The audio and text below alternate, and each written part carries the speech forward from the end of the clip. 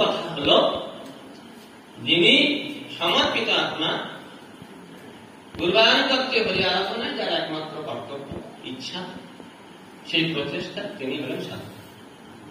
এক কথায় সমস্ত শাস্ত্র এই বিশ্লেষণের মধ্যে।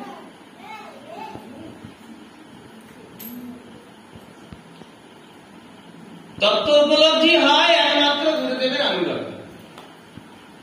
তদ্বিধি প্রণিপাতেন পরিপ্রশ্নেন সেবয়া উপদেশন্তি তে জ্ঞানম জ্ঞানিনঃ তত্ত্বদর্শিনঃ। তত্ত্বদর্শী সেই গুরুদেব আমার এই তিনটি গুণের দ্বারা, তদ্বিধি প্রণিপাতেন, গুরুদেবের চরণে আনকন্ডিশনালি সারেন্ডার, গুরুদেব আমি কিছু জানি না, আপনার যেটা ভালো মনে হয় আপনি সেটা করুন। পরিপ্রশ্নেন, গুরুদেবকে সেই সত্যবস্তু লাভের জন্য জিজ্ঞাসা করে, নিজের কিছু সুবিধা গুছিয়ে নেওয়ার জন্য গুরুদেবকে জিজ্ঞাসা করে। আর গুরুদেবের সেবা, গুরুদেব যাকে সুখী হন সেই রকম গুরুদেবের সেবা করতে হবে।